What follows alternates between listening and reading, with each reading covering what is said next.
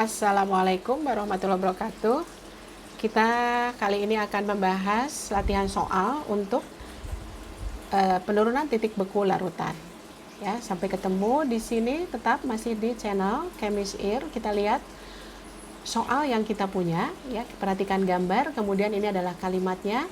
Hasil percobaan menunjukkan bahwa titik beku larutan urea adalah min 1,86 derajat Celcius dan titik beku larutan MgSO4 adalah min 3,72 derajat Celcius.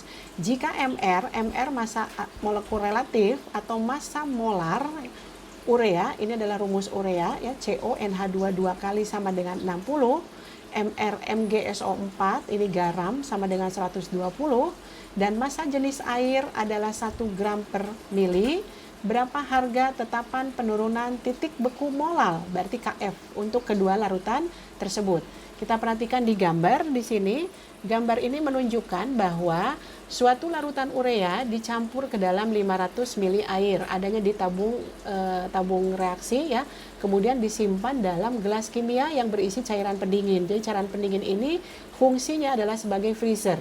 Ya, nanti kita akan lihat bahwa larutan ureanya membeku. Kemudian ini adalah batang pengaduk, ya, dan di tengah larutan urea itu disimpan atau dipasang termometer. Begitu juga untuk larutan garam. Perhatikan di sini jumlah masing-masing dari gambar tersebut, ya. Kita akan lihat apa saja yang kita punya dari soal tersebut. Pertama, kita memiliki larutan urea. Di sini, ya, larutan urea berarti ada di gelas kimia 1. Kemudian titik bekunya sudah terlihat. Kemudian di sini kita juga punya larutan garam, ya, MgSO4 atau magnesium sulfat. Kemudian yang terakhir ini kita punya air. Nah, ini air berarti kita sudah langsung memahami bahwa air adalah sebagai pelarut dan urea dan MgSO4 adalah sebagai zat yang terlarut dalam kedua gelas kimia ini, ya. Apa yang kita punya? Kita tuliskan. Massa dari urea adalah 30 gram. Kemudian MR-nya 60, semuanya ada dalam soal. Volume air yang bercampur dengan urea adalah 500 mili. Nanti volume air ini kita harus ubah ke dalam massa atau kilo, karena kita akan menggunakan di sini rumus penurunan titik beku, ya, sesuai dengan hukum Roth nanti, ya. Kemudian TF larutan ureanya adalah di situ tertera di soal min 1,86 derajat Celcius. Yang kedua adalah massa dari MgSO4 atau garam 30 gram, lihat di gambar. Kemudian MR-nya ada di soal 120 untuk MgSO4 dan MgSO4-nya dicampurkan dalam volume air 250 mili. Nah, ini juga sama, nanti milinya kita akan konversi ke kilo, ya, ke kilo atau ke massa. Nah, melalui apa? Yaitu melalui nanti, nah, ini adalah salah satu lagi yang belum kita cantumkan, yaitu titik beku larutan MgSO4, yaitu min 3,72 derajat Celcius. Ada yang tahu titik beku air berapa sebagai pelarut? Ya, tadi sudah dibahas, ya, titik bekunya adalah 0, ya. Jadi ketika dicampur dengan urea dan dicampur dengan MgSO4, kita lihat bahwa airnya itu membeku di bawah 0, ya, di bawah 0. Kemudian nanti kita yang punya lagi selain ini ada di soal data lain adalah massa jenis air Rho, ya, itu sama dengan 1 gram per mili. Nanti inilah yang digunakan untuk mengkonversi dari volume pelarut ke gram atau ke kilo. Kemudian yang kita tanyakan dalam soal ini adalah KF dari larutan atau dari air, ya, gitu. Nah, sekarang kita lihat ini data yang kita sudah punya, ya. Kemudian kita akan tuliskan semua data tentang urea yang pertama, yaitu sifat urea adalah non elektrolit, maka alfa sama dengan 0 dan N-nya sama dengan 1. Karena tidak terurai, jadi molekulnya tetap, ya, sesuai dengan asalnya. Jadi 1 N-nya. Kemudian massa dari urea 30, MR-nya tadi sudah ada juga 60, maka molnya untuk urea adalah 30 dibagi 60, ya. Jadi hasilnya adalah 1/2 atau 0,5 mol. Kemudian data lain kita punya TF dari larutan urea itu sama dengan min, ya, min 1,86 derajat Celcius. Kita ingat rumusnya untuk mencari delta TF adalah, ya, apa? Ya, 0 derajat Celcius itu adalah TF siapa? TF pelarut. Pelarutnya di sini adalah air, gitu, ya. Tadi kan campurannya adalah air. Jadi air membeku pada suhu 0 derajat Celcius. Nah, ini adalah sebagai pelarut, airnya dikurangi dengan TF dari larutan. Ingat ya, ini dulu rumus delta TF pada video pembahasan penurunan titik beku dan kenaikan titik didih ya. Ini adalah rumusnya untuk mencari delta TF atau selisih penurunannya berapa? Besar dikurangi kecil. Karena pelarutnya 0 lebih besar dari minus 1,86, maka 0 dikurangi minus 1,86. Karena hasilnya delta harus selalu positif. Ya, kayak itu dia hasilnya adalah 1,86 derajat Celcius deltanya ya, deltanya. Kemudian volume air 500 ml, maka kita ubah menjadi massa air. 500 ml dikali rho air, yaitu 1 gram per mili. Sehingga milinya kita coret, maka kita akan dapatkan massa airnya adalah 500 gram atau sama dengan setengah kilo. Dari gram ke kilo itu diubah, itu hanya tinggal dibagi dengan 1000 ya. Kita ada pembahasan ini khusus di video molalitas dan molaritas. Nah, harus kembali diperhatikan lagi atau disimak lagi videonya ya.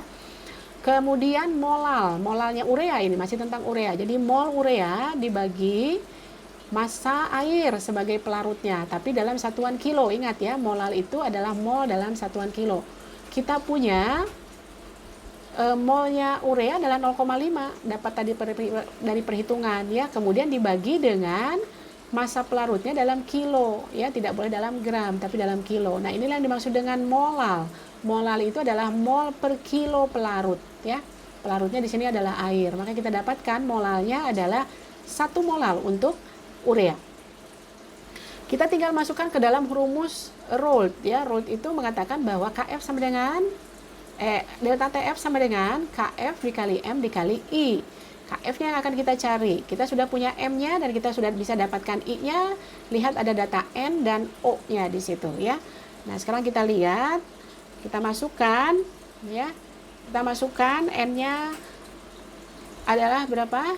Ya, N-nya adalah 1 karena dia non elektrolit, kemudian alfanya adalah tadi 0 ya. Maka kita dapatkan I-nya adalah 1 sehingga kita masukkan delta TF adalah 1,86 tadi sudah kita cari di sini ya kan. Kemudian KF yang kita akan dapatkan harus kita peroleh ya. Kemudian M-nya adalah 1, ini 1 molal, molal urea, kemudian I-nya adalah 1. Sehingga kita dapatkan KF-nya adalah ya 1,86. Ini adalah KF air ya, KF air karena ini tergantung pada pelarut. Nah, sebenarnya kita sudah bisa jawab nih, menemukan jawabannya, tapi kita ingin lihat, ingin menunjukkan juga berapa KF kalau kita hitung dari garam MgSO4. Ini untuk membuktikan bahwa harga KF itu tergantung dari pelarut. Karena MgSO4 dan urea menggunakan pelarut yang sama, yaitu sama-sama air, maka nanti hasilnya harus sama. Ya, KF-nya adalah 1,86. Jadi nanti kita akan buktikan pada penjelasan berikutnya. Kita lihat di sini, kita pisahkan dulu. Kita lihat MgSO4 ya. MgSO4 adalah elektrolit yang kuat sehingga alfanya kita tahu dia adalah sama dengan 1. Kemudian MgSO4 karena dia elektrolit terionisasi sempurna, dia akan menghasilkan Mg2+ dan SO4 2-. Jadi sekarang kita dapatkan ada 2 partikelnya berupa partikel ion. Tadinya 1 molekul menjadi 2 partikel. Maka kita tulis N-nya sama dengan 2. Nah, ini berbeda dengan lihat di sini yang non elektrolit ya, ini beda banget tuh. Ya, perhatikan ini. Ini harus difahami ini. Nah, kita tahu juga massa MgSO4 adalah 30, MR-nya adalah 120. Dari sini kita akan dapatkan molnya.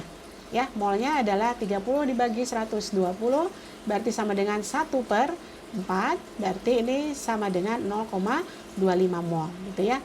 Nah, kita sudah dapatkan molnya untuk MgSO4. Kemudian sekarang kita akan hitung TF larutan MgSO4. Tadi kita sudah tahu dalam soal, ini adalah harganya min 3,72 derajat Celcius, maka menghitung delta TF itu sama seperti tadi ya, pada waktu kita menghitung delta TF urea. Berarti TF pelarut itu adalah air tadi ya, karena air dua-duanya yang digunakan sebagai pelarut, maka dia 0 derajat Celcius. Kemudian dikurangi ya, berarti dikurangi min 3,72 derajat Celcius, maka kita dapatkan delta TF-nya adalah positif ya, 3,72 derajat Celcius. Ya, langkah berikutnya kita ubah dari volume air ya, volume air yang melarutkan MgSO4 adalah sebanyak 250 ml di soal tadi digambar ya. Kita ubah dari volume menjadi massa dengan cara yang sama, dikali Massa jenis air. Nah, massa jenis air tadi adalah 1 gram per mili. Milinya kita bisa coret karena dia satu posisi berbeda ya. Kemudian kita dapatkan hasilnya adalah 250 gram. Kita konversi menjadi kilo, itu adalah 1/4 atau 0,25 kilogram. Kita masukkan molalnya. Molal dulu dari MgSO4 ya. Itu molnya MgSO4 ya dibagi dengan massa air ya, massa airnya adalah 0,25. Molnya berapa? Molnya adalah 0,25 mol gitu ya, dibagi dengan massa pelarutnya adalah 0,25 kilo. Maka kita dapatkan molal MgSO4 juga sama, 1 molal. Jadi molalnya sama nih dengan urea tadi ya. Yang berbeda adalah dia non elektrolit, urea kemudian MgSO4-nya adalah elektrolit kuat. Jadi di sini diperlihatkan juga pengaruh dari jumlah partikel ya. Gitu. Partikelnya MgSO4 lebih banyak daripada urea. Urea hanya 1, sedangkan partikelnya untuk MgSO4 N-nya 2. Maka kita masukkan ke dalam rumus Raoult ya. Rumus Raoult itu adalah delta TF sama dengan KF dikali M dikali 1. Delta TF-nya kita sudah dapat ya tadi ya di soal, tapi kita cari dulu I-nya. Maka kita cari I-nya adalah 1 plus 2 min 1 kali alfanya adalah 1. Sehingga kita dapatkan I-nya adalah 2. Nah, ini lagi yang berbeda pada urea tadi yang non elektrolit ya. Gitu. Kemudian kita masukkan angkanya sehingga kita dapatkan ya 3,72 sama dengan KF dikali 1 dikali 2 ya. Itu maka kita peroleh KF-nya adalah 3,72 dibagi 2. Ini adalah perhitungan matematika biasa ya. Jadi untuk mendapatkan KF adalah 3,72 dibagi 2. Sehingga kita dapatkan KF-nya adalah 101,86. Jadi kita lihat bahwa KF untuk larutan urea dan KF untuk garam